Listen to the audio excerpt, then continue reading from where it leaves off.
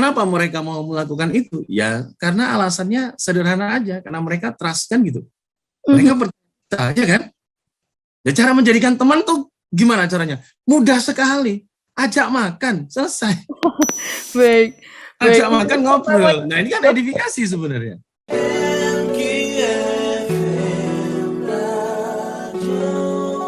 Terima kasih Mbak Farah Fadila, sahabat MK dimanapun berada. Mudah-mudahan selalu sehat, diberikan kebaikan, lancar urusan, mudah rezeki, lunas semua hutang. Amin, amin ya rabbal alamin. Rabbal alamin.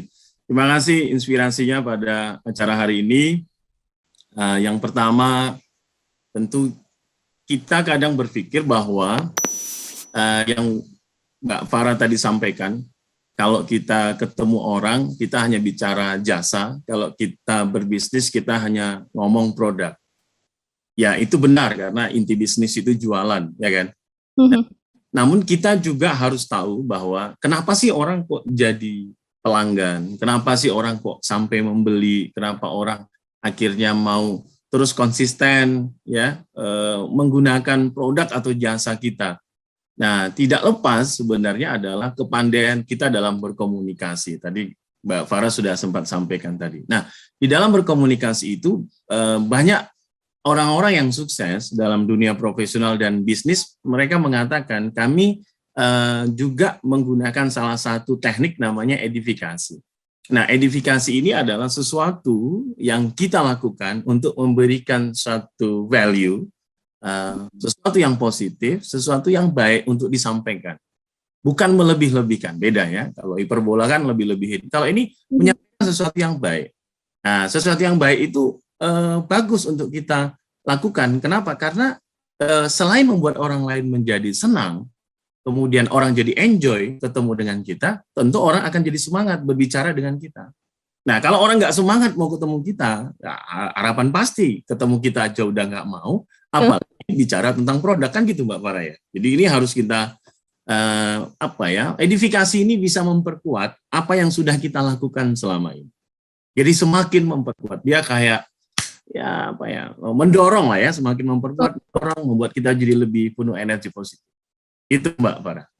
Baik Pak Erik, berarti ini juga sebagai bentuk persuasi begitu ya Pak Erik ya? Bisa jadi ya, persuasi itu ketika kita berbicara sama orang, gimana caranya orang rela, senang melakukan apapun yang mau kita inginkan, ya kan? Mereka dengan sukarela mau melakukan itu. Nah itu kan tentu kenapa mereka mau melakukan itu? Ya karena alasannya sederhana aja, karena mereka trust kan gitu. Mereka percaya kan? Nah, kenapa mereka mau ngelakuin? Ya karena mereka percaya. Kenapa mereka mau beli? Ya karena mereka percaya. Kenapa orang mau menikah dengan Anda? Ya karena mereka percaya Anda. Nah yang belum nikah, ya berarti belum ada yang percaya. Kan begitu. Kita cari aja kepercayaannya. Nah, ini contoh-contoh simpelnya aja gitu Mbak Farah ya. Baik, wah ini berarti edifikasi ini kuncinya ini ya, efeknya yang utama ini adalah percaya sahabat MK. Iya, trust, ya kan? Ini juga merupakan kunci untuk para pebisnis begitupun profesional begitu ya Pak Erik ya. Ya. Dan sahabat Kami banyak pengalaman di Amikom itu bersama Prof. Suyanto. Kenapa kok bisa sampai punya hubungan luar negeri yang kuat, kemudian kita kok enak ya jalin kerjasama. Semuanya tidak lepas dari pertemanan. Teman. Jadi kalau kita bicara business to business, kita bicara government campus to campus, pasti prosesnya panjang. Ya, harus ada surat menyurat yang panjang, kenalan, bicara tentang bagaimana kamu punya kurikulum, saya punya kurikulum. Gimana cara meringkas itu semua? Gampang, Mbak. Jadiin teman. Oke. Nah, kita harus jadikan teman. Ya, cara menjadikan teman tuh gimana caranya? Mudah sekali. Ajak makan, selesai. Baik. Ajak makan, ngobrol. Nah, ini kan edifikasi sebenarnya. Di meja makan itu kita bisa ngobrol 1 jam, 2 jam, dan orang senang.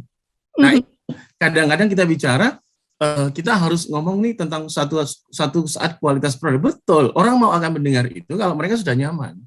Nah, maka kita harus menggunakan, makanya saya bilang tadi, edifikasi itu memperkuat apa yang mau kita lakuin. Dengan itu nanti mempercepat, kan gitu ya.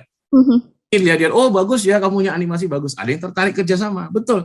Tapi begitu kita misalnya dengan cara melakukan hospitality, ya, melakukan pendekatan, didampingi, diajak ketemu, diajak keliling Jogja ngobrol. Bahkan di luar negeri pun itu nggak ada salahnya kita mengajak mereka ngobrolnya di resto, ya nggak ada masalah. Dan yang pengalaman saya ketika mereka merasakan suasana yang baik di Yogyakarta, ketika kita suatu saat datang ke negara mereka, mereka itu luar biasa ingin membalas apa yang kita lakukan. Jadi pada intinya sebenarnya orang itu tuh nggak enak loh sebenarnya kalau orang itu baik sama mereka. Apa yang mereka mau lakukan? Ingin balas, kan gitu. Sama lah, Para punya teman di Jakarta. Ketika nyampe di Jakarta, Mbak itu mengeluarkan uang nggak ada sepeser pun. Mau makan, ditemenin, dijemput segala macam. Pertanyaan saya, apa yang terjadi kalau teman itu tadi datang ke Jogja?